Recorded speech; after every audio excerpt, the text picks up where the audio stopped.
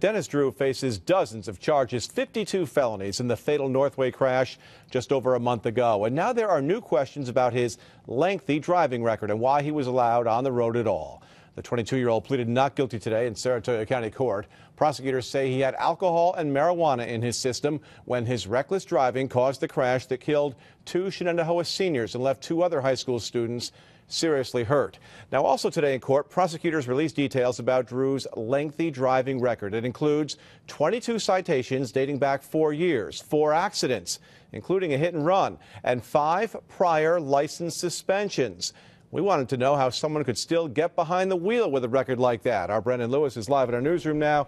And Brandon, I know you talked to legal experts tonight, and they point their fingers at the courts. Is that right? That's right, Greg. It's a really interesting situation, especially considering the DMV usually suspends drivers who had 3 speeding tickets in a year and a half. But as we uncovered, the courts don't always work that way. In fact, judges across the region reduced Drew's tickets more often than not.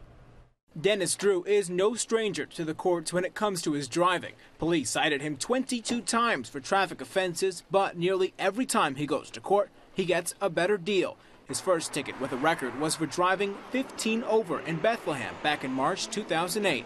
The court reduced it to not stopping at a traffic light.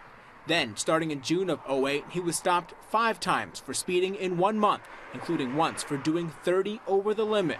He was convicted in 3 of those cases, and the DMV moved to suspend his license. He had a revocation, and cleared means he got his license back. That whatever he had to do in terms of paying his fines, he got it back. After getting it back, his problems continued, including once an incident in East Greenbush where police clocked him doing 86 in a 55.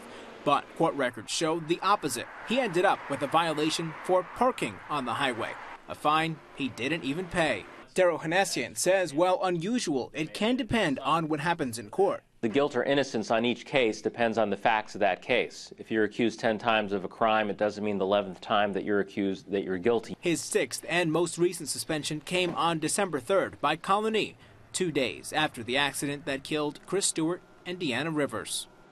And tonight we reached out to the family of Matt Hardy this evening, one of the survivors of the crash. They tell me they're happy to see the charges and are pleased with the work by the state police. Matt Hardy's mom also adds she hopes justice gets served. Live in the newsroom, Brandon Lewis, CBS 6 News.